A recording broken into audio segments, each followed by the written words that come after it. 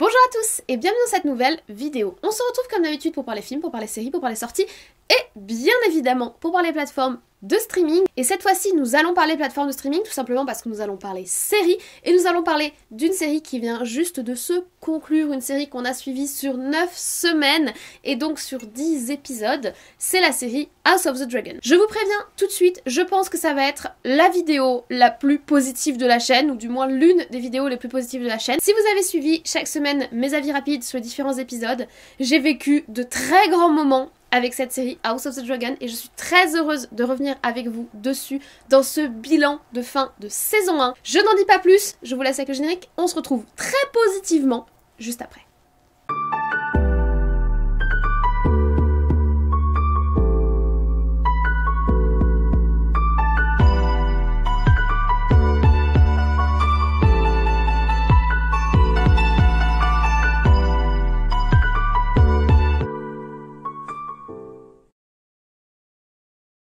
Alors, House of the Dragon est donc le préquel à la série Game of Thrones.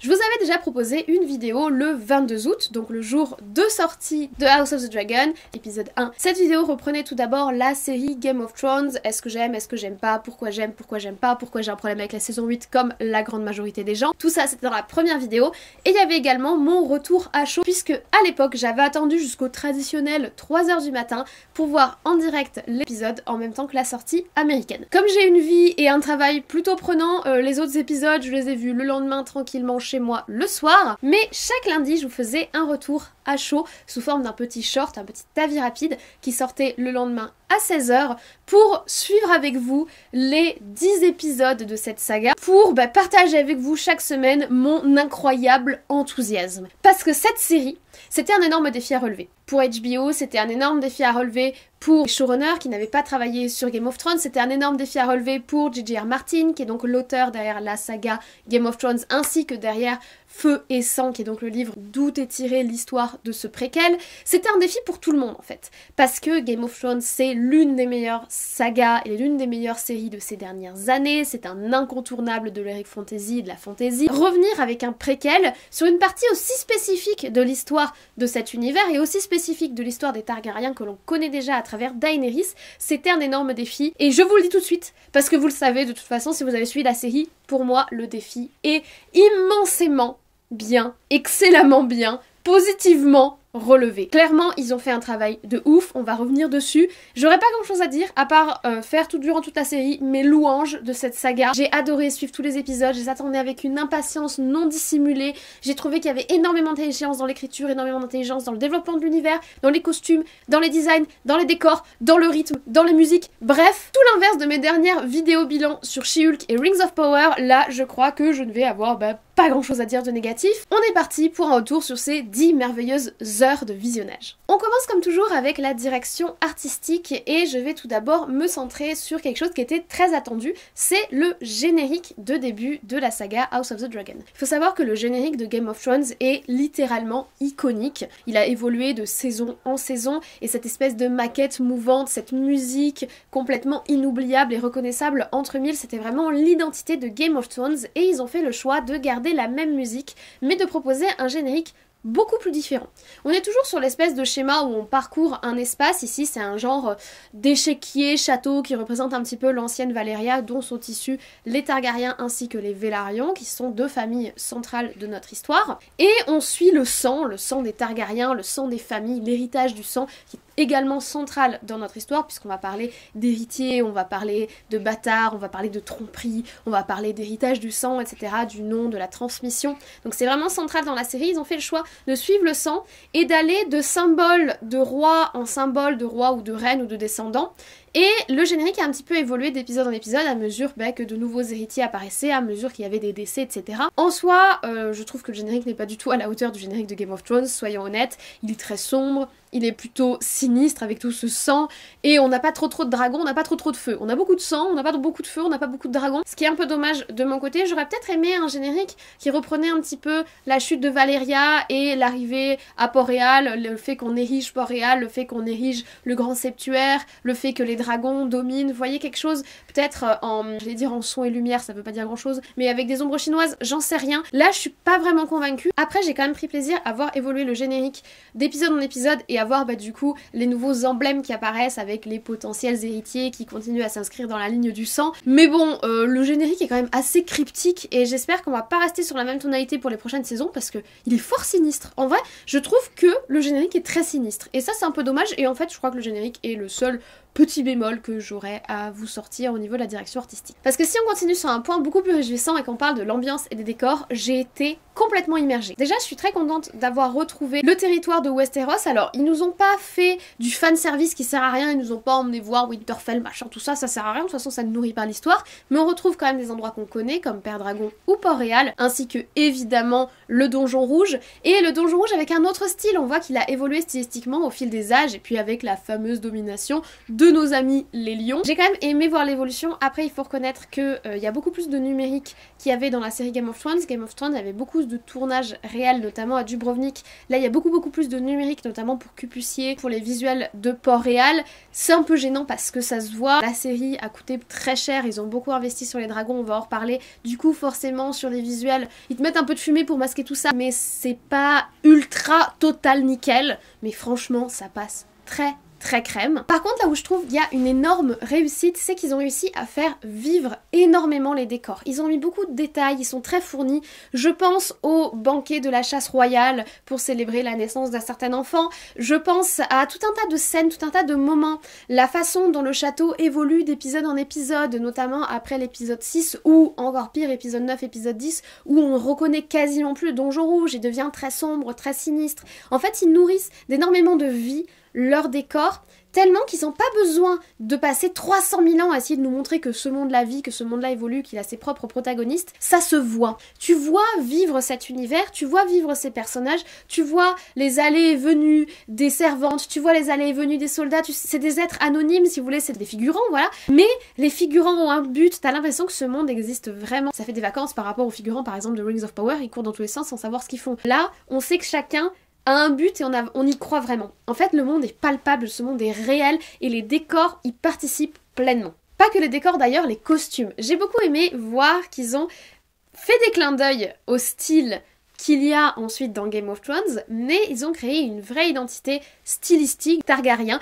On voit des ressemblances, on voit des proximités, on voit d'ailleurs que les Lannister ont déjà leur petit style perso, on voit que chaque maison a son style, sa couleur évidemment, Hightower c'est le vert par exemple, mais chacun va porter un genre de robe, un genre de bijoux différent, et les Targaryens ont un style très reconnaissable, notamment avec ses systèmes de cheveux très complexes, ses coiffures très complexes, relativement hautes, je pense à la coiffure de Rhaenys par exemple. Ça c'est quelque chose d'ailleurs qu'on a retrouvé avec Daenerys, qui positionnera un petit peu comme héritière de cette tradition de chevelure extrêmement complexe, et je trouve ça super intéressant, d'autant plus qu'ils nous les montrent pas seulement en vêtements fastueux, il y a de la nudité évidemment, nous sommes dans Game of Thrones, il y en a pas trop d'ailleurs, il y a quelques scènes de sexe qui font partie de l'identité de la série et qui ne sont pas inutiles, c'est pas du sexe gratuit, ça nourrit l'intrigue, il y a quelques scènes de sexe, il y a des scènes de nudité, mais je pense par exemple aux différentes scènes d'accouchement, notamment la dernière, horrible par ailleurs, mais la scène avec Rhaenyra elle est terrible. Je trouve qu'ils ont réussi à montrer leurs personnages, à leur créer des identités visuelles fortes grâce aux costumes avec beaucoup de détails,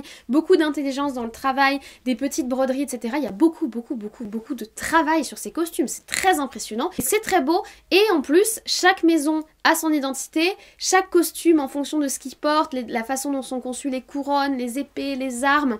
Il y a aussi des indémodables. Les indémodables, ça va être les soldats du roi, par exemple, qui sont habillés comme dans Game of Thrones, comme on les connaît. Bref, j'ai trouvé qu'il y a eu beaucoup d'intelligence aussi sur la conception des costumes, et ça participe à donner de la vie à cet univers. On en arrive aux effets spéciaux dont je vous ai déjà un peu parlé. Alors sur les effets spéciaux, il y a différents types d'effets spéciaux. Il va y avoir les images numériques, l'environnement numérique, et là c'est là où ça pêche un peu. Ils te mettent ça dans la nuit, où ils te mettent beaucoup de fumée et beaucoup de poussière, histoire de faire genre qu'on voit pas trop, mais c'est vrai qu'il y a des moments où la mer est assez moche, l'eau ils ont beaucoup de mal, les bateaux ils sont jolis, mais bon quand tu les vois un petit peu de loin voguer, tu vois que ça fait pas très réaliste. Il y a des moments, des visuels de Port-Réal qui sont pas fifou, mais quand même, ils font l'effort notamment sur certaines scènes fortes, la scène avec Aegon notamment et le dragon Vhagar, d'investir en fait dans les effets spéciaux, et je trouve qu'au niveau des dragons, il n'y a rien à dire. On a quand même beaucoup plus plus de dragons que dans Game of Thrones, et on les voit beaucoup plus parce que chaque épisode a droit à son petit moment dragon, parce que c'est quand même House of the Dragons. S'ils nous mettent pas des dragons, on n'est pas dans la bonne série en fait. Donc chaque épisode a droit à son moment. Chaque épisode a droit à son moment dragon, et ils ont fait énormément d'efforts sur le design et l'animation des dragons qui font très réaliste je trouve, et en plus chaque dragon est pensé dans son identité individuelle de dragon. Ils ont tous une forme spécifique, ils ont tous un caractère spécifique, un visage spécifique, des émotions spécifiques. Alors moi ça me pose question en tant que personne qui s'intéresse un petit peu aux dragons. Ils sont tous de la même famille ou c'est plein d'espèces différentes? Parce qu'ils se ressemblent vraiment pas. Tu mets Vhagar, le dragon d'Aegon, et tu mets le dragon de Daemon côte à côte, c'est pas les mêmes familles de dragons. Je sais pas où ils les trouvent, mais il y a vraiment beaucoup de branches de familles de dragons, donc je sais pas comment s'explique la biologie des dragons de House of the Dragon. J'espère avoir des explications de ce côté-là. On voit qu'il y a différentes couvées, donc il doit y avoir des dragons qui sont enfants de dragons plus célèbres, etc. Mais ils ont combien d'espèces de dragons qui vont s'éteindre entre maintenant et Daenerys? Parce que là, vraiment, ça pose question. Petite parenthèse sur les dragons, j'ai bien aimé avoir des informations sur le dressage, sur la façon dont ils leur parlent, et sur les personnes qui s'en occupent. J'ai trouvé ça très cool. Toutes les parties sur Fausse Dragon, toutes les parties où ils vont chercher les œufs. J'ai adoré ce côté-là. Voir l'investissement de la famille Targaryen dans ces dragons qui sont certes une manne guerrière, l'arme de destruction massive locale, et qui sont également une arme de dissuasion massive. Tout le problème va donc venir du fait que là, les deux ont l'arme de dissuasion et que ça va faire bobo quand ça va péter. J'ai bien aimé l'aspect géopolitique, mais j'ai aimé l'aspect on va chercher les œufs, on les éduque, le lien entre le dragonnier et son dragon, qu'on avait très peu développé avec Daenerys, puisque Daenerys, elle s'est un peu débrouillée comme elle a pu avec ses bébés dragons, surtout qu'elle en a 3. Là, on est sur quelque chose de complètement différent, et j'ai trouvé ça extrêmement intéressant. Et l'éducation à la Targaryen, et notamment l'éducation aux dragons, j'ai trouvé ça super instructif, et je veux en savoir plus. Dernier point sur les effets spéciaux, c'est plutôt un effet sur les maquillages, et les maquillages c'est surtout autour du personnage de Viserys qu'ils ont fait des make-up FX, donc c'est-à-dire des make-up pour essayer de lui faire des effets, là des effets de chair en lambeaux. Rien à dire, j'ai trouvé ça très propre, très cracra pour le coup, mais très réaliste, ça fait très vrai à l'image, et en plus on a ce jeu d'acteur absolument exceptionnel de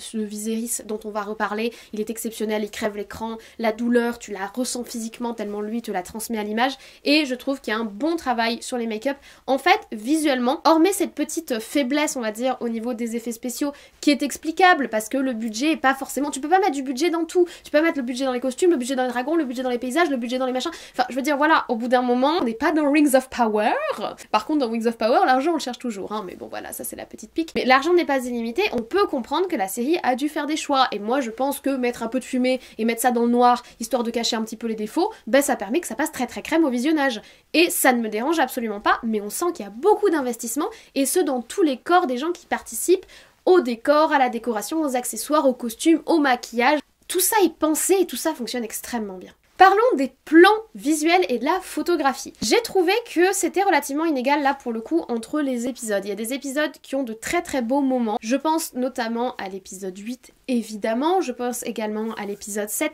On a de très beaux moments, le moment sur la plage entre Daemon et Rhaenyra, toutes les scènes de Viserys, absolument toutes les scènes de Viserys sont absolument incroyables. Viserys est incroyable, gloire à Viserys. Comme il crève l'écran, c'est très facile de le filmer. Sa lente d'échéance et la façon dont elle est filmée, c'est très intéressant. L'intimité qui est montrée, il y a d'autres plans extrêmement malaisants. La scène des pieds, la façon dont elle est filmée, ça m'a fichu le frisson de malaise, de malsain, de j'ai pas envie d'être là. Les scènes d'accouchement, la façon dont sont filmées les scènes d'accouchement, qui sont toutes extrêmement dures dans cette série, parce que je trouve que d'ailleurs il y a un certain réalisme de nous montrer ce que c'est qu'un accouchement à cette époque, voilà, et que effectivement la mort peut venir très facilement de l'accouchement bien plus que de la guerre. Je trouve que c'est intéressant le propos qui est développé là. Et toutes les scènes d'accouchement, ces gros plans sur le visage, la souffrance, les cris, le fait qu'elle se lève, qu'elle reste pas assise, qu'on sent le malaise et la souffrance, j'ai trouvé que c'était bien filmé. Il y a vraiment certaines scènes qui sont filmées avec une grande sensibilité pour leurs personnages, d'autres scènes qui sont grandioses. La scène de Rhaenys, fin de l'épisode 9, elle est grandiose, et à la fois il y a des scènes beaucoup plus intimistes. Le début par exemple de l'épisode 9 pour le coup, où on est dans ces couloirs, où on suit cet enfant, ces couloirs vides qui sont en deuil, la nuit est déjà là, on sent la lourdeur de la mort qui est tombée sur le château. Je trouve qu'il y a une grande intelligence dans la photographie, la façon dont sont filmés les plans, l'usage des lumières. Après c'est pas le cas de toutes les scènes. Je pense notamment à certaines scènes durant la partie de chasse du roi, à l'époque où nos protagonistes sont encore jeunes, Rhaenyra est encore jeune. Là, pour le coup, il y a des scènes qui sont un petit peu bateau. La scène du renne, bien que hautement symbolique, ne m'a pas du tout convaincue et fait un petit peu princesse Disney pour moi, mais c'est des choix. Maintenant, je trouve quand même que la photographie, la direction de la photographie et la façon dont sont filmées les scènes et les personnages les rendent très humains et là encore très réels. Passons à la musique. Alors la musique, génial. La musique accompagne extrêmement bien. Notamment la musique de l'épisode 3, mais surtout, je crois qu'on a fini en apothéose au niveau musical, au niveau de l'épisode 10. Je trouve qu'il y a un travail musical qui est très intéressant. Alors ils ont effectivement repris la musique de Game of Thrones pour le générique, mais au-delà de ce générique, je trouve qu'ils ont quand même réussi à créer une identité propre musicalement à cette série House of the Dragon, avec des pistes musicales qui y sont propres. Je pense également de combat de Daemon avec son dragon contre l'homme au crabe, là. C'est l'épisode 3 ? Oui, c'est l'épisode 3. Oui, c'est l'épisode 3. Mais je pense notamment à ces moments-là, on a des musiques qui sont épiques, qui sont grandioses, qui sont énormes et qui nous font vivre le moment. Et ce sont des musiques uniquement d'accompagnement. La musique ne dépasse jamais le propos. La musique ne dépasse jamais le jeu d'acteur et la musique ne dépasse jamais l'ambiance. La musique est une musique d'accompagnement et elle joue très très bien son rôle. Et là, je trouve que la piste musicale est très intéressante. Personnellement, je me suis enregistré quelques musiques dans mes playlists. Vous savez que j'écoute beaucoup de soundtracks, je vous en parle de temps en temps. Pour le coup, j'en ai enregistré quelques-unes parce que elles me rappellent la série. Ça veut dire qu'il y a quand même une identité musicale. Ça ne me fait pas penser à Game of Thrones, ça me fait penser à House of the Dragon et à l'expérience que j'ai vécue avec cette série. Et en général, quand l'identité musicale d'une série arrive à passer, c'est-à-dire qu'à l'écoute, je me remets dans l'ambiance de la série, c'est très bon signe. Du coup, si je fais le bilan au niveau de la forme et donc de la direction artistique d'une manière générale, j'ai pas grand-chose à dire, quelques petits regrets sur effectivement certains effets visuels et certains paysages un peu trop numériques et pas super propres, quelques petits regrets sur le générique, mais on sent que cet univers est pensé, cet univers existe, cet univers a corps, toutes les équipes ont extrêmement bien travaillé, on sent qu'il y a eu une très bonne communication sur les ambiances qui doivent être données, avec une association très bonne entre costumes, décors, musique, images, son, lumière, bref, tout ça fonctionne très bien, tout cela est très cohérent et fait qu'on ne se pose même pas la question dès que l'épisode commence, on est dans cet univers, on est immergé dedans. Il y a rien qui nous en sort, il y a rien qui nous perturbe, il y a rien qui n'a pas à être là. Vraiment, t'as l'impression que cet univers est tangible et ça, c'est vraiment grâce à la direction artistique et en plus, cet univers est humain et humanisé par l'image, mais surtout par nos personnages, et je vous propose de continuer avec l'écriture des personnages. Qu'est-ce que vous voulez que je dise ? Je l'ai dit toutes les semaines dans mes avis rapides, c'est incroyablement bien écrit, ces gens sont tellement réels, ces gens sont tellement vrais, leurs réactions, leur lâcheté, leur force, leur courage, leurs injures. Dans l'épisode 10, ils disent plein d'injures, et ça fait tellement vrai. Je suis désolée, j'ai vu qu'il y a des gens que ça a gêné, mais c'est tellement Rhaenyra de nous sortir des trucs comme ça, c'est elle. J'ai l'impression de la connaître, j'ai l'impression de tous les connaître en fait. Il y en a que je déteste absolument, Larys va des rétro Satanas, dégage de mon chemin. Otto, je peux pas me le voir en peinture, mais je peux pas me le voir en peinture parce qu'il a un vrai caractère, il est vraiment développé. Tout ce qu'il est, toute la façon dont il est défini dans la série fait que je peux pas me le voir. Mais je peux pas me le voir, mais d'un autre côté, il est hyper bien écrit. Alicent, vous le savez, j'ai un énorme problème avec Alicent. Je sais que certains l'aiment énormément. Moi, je la trouve lâche et faible parce qu'elle a conscience de ce qui se passe, mais elle se fait quand même manipuler. Et elle a beau faire croire qu'elle essaye de faire des trucs, au final, elle a pas d'audace et pas vraiment le courage de s'opposer. Elle dit des phrases en l'air comme ça. J'ai vraiment du mal avec Alicent, je n'y arrive pas. Là où Rhaenyra fait beaucoup d'erreurs, mais c'est une mère incroyable. C'est une femme qui a énormément évolué. On l'a connue adolescente, rebelle, et là on la voit évoluer. Et elle devient quelqu'un de raisonnable et elle a appris de son père et elle a vu ce que son père a fait pour elle. Au dernier moment, quand elle l'appelle à l'aide et que Viserys... J'adore Viserys. Je crois pas que je vous ai parlé de mon amour pour Viserys. Si je fais mon top personnage, voilà, faisons le top personnage, j'adore Viserys, numéro 1, gloire à lui. Ensuite, je pense que je mettrais Rhaenys. Je trouve que déjà, sa relation avec Corlys est hyper intéressante, très mignonne et très vraie. C'est un couple, tu sens qu'ils s'aiment, tu sens qu'ils ont du respect l'un pour l'autre, mais d'un autre côté, ils ont tous les deux leurs failles. Et tu sens qu'il y a des moments où ils devraient peut-être un peu plus se parler parce que, clairement, des fois, ils sont à côté de la plaque. Mais j'adore Rhaenys. J'aime beaucoup Aegon. Je sais qu'on va me le reprocher, notamment de fait de cette scène absolument horrible de l'épisode 10, mais j'adore Aegon. J'adore cette petite moue qui fait là, comme ça, avec son long nez et son cache-œil. Je trouve qu'il a un charisme de ouf, et je trouve qu'il est très intéressant, et la façon dont il a un respect, une crainte et à la fois une envie de se confronter à Daemon, je trouve que leur relation est très intéressante. Bref, je trouve que Aegon est extrêmement intéressant. J'aime énormément Rhaenyra. J'aime surtout la Rhaenyra adulte post-épisode 6. J'aime beaucoup Rhaenyra, je trouve que son développement est hyper intéressant. Il y a beaucoup de choses qui sont très humaines, il y a beaucoup de failles en elle, il y a beaucoup de souffrance, il y a beaucoup de névrose. Elle est très névrosée cette dame. Mais je l'adore, j'ai beaucoup aimé son développement. Je suis contente pour elle là, quand ils lui ont mis la couronne sur la tête, cherchez pas, j'ai choisi mon camp, il y a pas de souci de ce côté-là. Mais j'aime beaucoup Rhaenyra. Et j'aime beaucoup également Jacaerys. Je mise beaucoup sur ce petit, j'espère une bonne évolution positive sur le long terme. Voilà, je trouve intéressant son évolution. Notamment, je l'avais remarqué dans la scène de la baston entre gamins qui était insane, cette scène. Et je trouve que la façon dont il essaye pseudo de s'imposer dans l'épisode 10, le regard très protecteur qu'il porte sur sa mère, très compréhensif, il est très intelligent ce gamin. Franchement, je mise beaucoup sur ce personnage. Ça, ce sont mes petits chouchous. Et les gens que je déteste, Kristen, je le déteste, Laris, je peux pas me le voir, Otto. Et puis il y a des personnages que j'ai pas encore trop appris à connaître. Geoffrey, le petit Geoffrey, pas Geoffrey, Baratheon, est encore petit. Il y a également les deux filles que Daemon a eues. Elles s'appellent Baela et Rhaena. Déjà, j'ai eu beaucoup de mal à retenir leur nom. Pareil, on les connaît pas trop, elles ont l'air intéressantes, mais voilà, notamment l'une des deux qui a une relation assez particulière avec Rhaenys. Je me demande comment ça va évoluer, mais bon, pour le moment, on n'en saura pas plus. Et Laena, la fille de Alicent, qui est très intéressante parce que je pense qu'elle a le don de voyance qu'ont les Targaryens, mais là encore, on n'en sait pas plus pour le moment. Les personnages sont très bien écrits, j'ai l'impression de tous les connaître, et je pense que c'est pour ça qu'il y a aussi tellement d'investissement émotionnel des gens. Quand je dis que j'aime pas Alicent, les gens sont très énervés contre moi, parce que comme on a l'impression de les connaître et comme on a l'impression que c'est des vraies personnes, on est très attaché émotionnellement à ces personnages, et ça veut dire que c'est bien écrit, et ça veut dire que, franchement, très bonne écriture, une très grande finesse. Je vais pas parler de Daemon.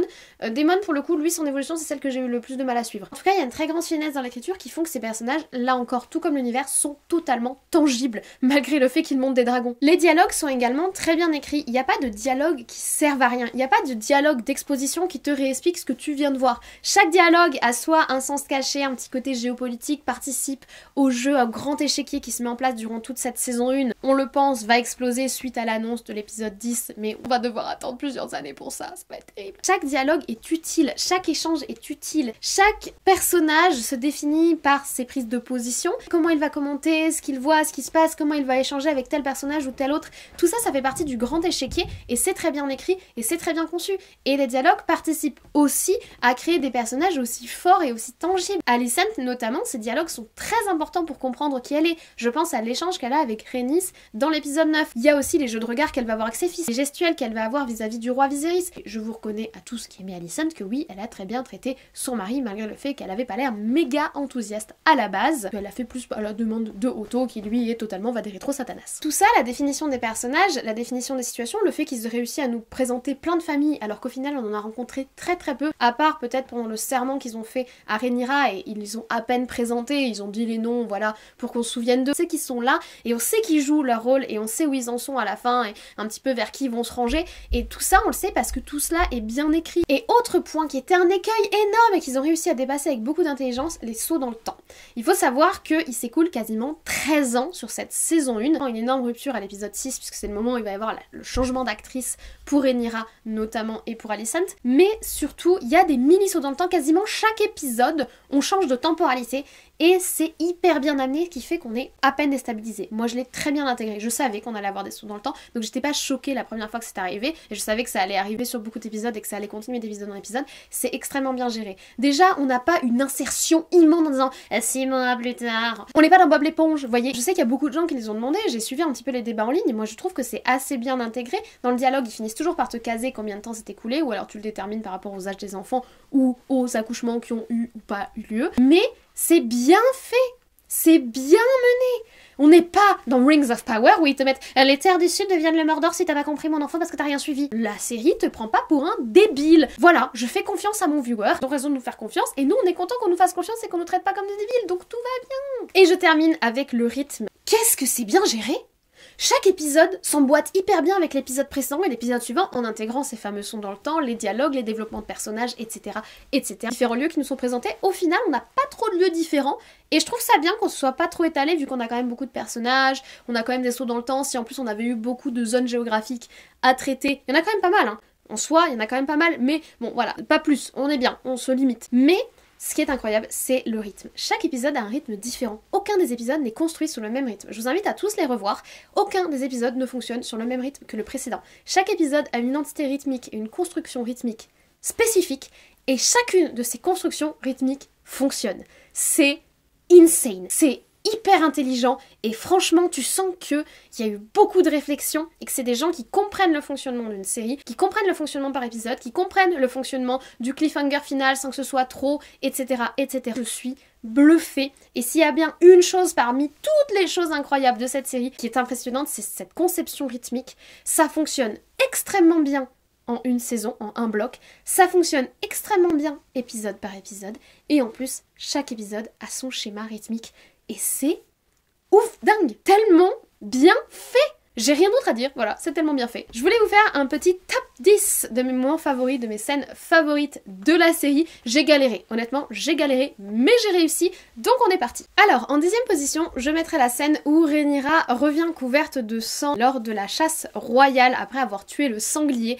Le regard de respect mêlé d'étonnement dans les soldats, j'ai trouvé que c'était très intelligemment mené. En fait, j'ai beaucoup apprécié cette scène-là parce que c'est une scène où, bien que Rhaenyra soit constamment ramenée à sa position de femme et au fait qu'elle pourra pas régner du fait de sa position de femme, elle a notamment eu la conversation avec Rhaenys, etc. Je trouve que cette scène-là montre que en soi, le peuple et les soldats sont prêts à respecter un Targaryen, c'est-à-dire un monteur de dragon, qu'il soit une femme ou un homme, mais que ça implique d'avoir un respect sur un point militaire et sur un point guerrier, et j'ai trouvé que cette scène était très lourde de sens, et je pense que c'est une scène qu'ils ont vraiment volontairement mise. Alors autant la scène du cerf du même épisode, je l'ai pas particulièrement appréciée parce que je la trouve trop cucu-pompon, autant celle-ci je la trouve pleine de finesse et pleine d'intérêt dans le développement du personnage de Rhaenyra et de sa figure royale. En 9e, on revient sur l'épisode 1 et sa scène d'ouverture d'accouchement absolument tragique. J'ai trouvé que c'était très audacieux de la part des showrunners et des scénaristes de commencer par une scène d'accouchement aussi dure et aussi visuelle, douloureuse en fait,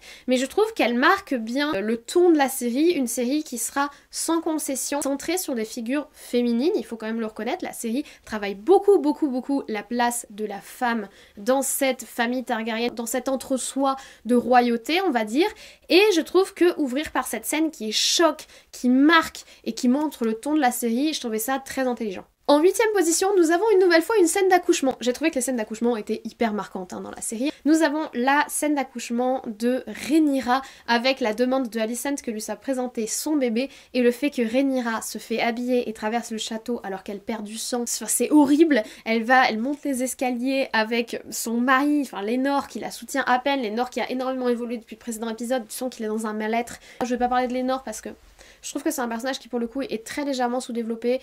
Mais je pense que évidemment on va le revoir, donc voilà. Mais en tout cas cette scène elle est horrible, je veux dire tu te mets à sa place, c'est horrible. Elle montre les tensions entre Alicent et Rhaenyra et elle montre aussi le changement de Rhaenyra qui a beaucoup évolué parce qu'elle est devenue mère, parce qu'elle est devenue plus responsable du fait de cette maternité qui s'est imposée à elle et du fait des choix un petit peu audacieux au niveau de la bâtardise qu'elle a fait et du manque de soutien qu'elle a de la part de Laenor aussi et de la grande solitude qu'elle a à ce moment-là de l'histoire. Et je trouve que cette scène est très importante. En 7e position, nous allons à l'épisode 3. Alors je prends les deux morceaux, le tout début de l'épisode et surtout la fin de l'épisode, le grand combat de Daemon contre l'homme au crabe. Je suis vraiment déçue que l'homme au crabe s'en soit pas sorti pour plus d'épisodes parce que je kiffais son style. Nourrir les crabes avec des mecs vivants, franchement c'était beaucoup trop classieux. Mais je trouvais que la scène de combat, bien qu'elle était un petit peu surréelle avec ces histoires de flèches qui ne le touchent pas, je trouvais que cette scène était incroyable et on voyait enfin du combat de dragon, du dragon qui crame des gens et ça fait plaisir. 6e place, nous allons dans l'épisode 7 avec la dispute entre les gosses qui était aussi inattendue qu'elle était intense, incroyable. En plus après avec cette scène de conclusion où Viserys essaye d'imposer son autorité sur une famille, je suis votre père, votre grand-père, votre roi, votre oncle, votre cousin, bref le tout est juste incroyable, montre les dynamiques entre les héritiers, entre les cousins qui semblent être amis mais qui se font des crasses, que leurs crasses d'enfants sont en train de devenir des crasses d'adultes influencées par ces histoires géopolitiques, etc. Cette scène est juste incroyable. 5e position, nous allons à l'épisode 9 avec évidemment le départ en fanfare de notre reine Rhaenys. Franchement cette fin elle est magistrale, juste incroyable, grand moment. RIP aux 2300 et quelques personnes qui sont décédées dans le septuaire et qu'on n'a pas montré à l'écran. 4e position, nous allons à l'épisode 10. Le moment où il ramène la couronne de son père à Rhaenyra, j'ai pleuré et la dignité de ce soldat, j'ai pleuré, c'était incroyable. C'est l'enterrement de son gosse, c'est horrible. 3e position, on reste dans l'épisode 10 avec la fin tragique de Lucerys, le manque de contrôle qu'ils ont sur les dragons, beaucoup d'informations dans cette scène, le moment où il est là, il lutte contre la pluie, tu sens la terreur, le fait d'être traqué, etc. Cette scène est immense, elle est incroyable, elle est inattendue, personnellement je l'ai trouvée inattendue, je pensais pas que ça arrive jusque là, j'étais comme ça, bouche bée. Cette scène est juste insane et cette fin d'épisode et cette conclusion est injuste. Ma scène préférée, forcément c'est une scène de Viserys parce que j'adore Viserys. Viserys en train de remonter sur le trône de fer, qui est là avec son masque, Daemon qui l'aide, qui ramasse la couronne. En plus apparemment c'est une scène qui a été improvisée sur le moment. Les émotions. Et Oscar pour l'acteur de Viserys. Cette scène était juste, j'étais en larmes et à la fois impressionnée et bouche bée, la musique est insane. Je suis désolée, Viserys dans tout l'épisode 8, il est juste incroyable. Voilà, on termine là pour cet avis sur la saison 1 et ce bilan sur la saison 1 de House of the Dragon. Je vous ai laissé mes 10 moments favoris, n'hésitez pas à me laisser vos 10 moments favoris de la saga. J'ai adoré, c'était incroyable, voilà, je vais pas revenir sur le sujet, c'était génial, vivement la suite. Je ne sais pas comment je vais faire pour attendre, je vais probablement me re-regarder, me re-binge-watcher toute la saga et repleurer toutes les larmes de mon corps à l'épisode 8 et à l'épisode 9 tellement il y a d'émotions. Et Viserys, j'attendrai les Oscars avec impatience, franchement, là vous avez intérêt à en récompenser certains parce que ça va pas être possible autrement. J'espère que vous avez également apprécié la série autant que moi, j'espère que vous avez apprécié cette vidéo. Si c'est le cas, n'hésitez pas à mettre un petit like, ça fait toujours très plaisir. Si vous n'êtes pas encore abonné, c'est juste en dessous, c'est gratuit. N'oubliez pas d'activer la cloche, ça vous permet d'être tenu au courant des sorties de vidéos et des posts communautaires, etc. etc. Je ne vous embête pas plus, je vous souhaite dès à présent une très bonne journée, une très bonne semaine, de très bons visionnages, et nous on se dit, comme toujours, à très vite.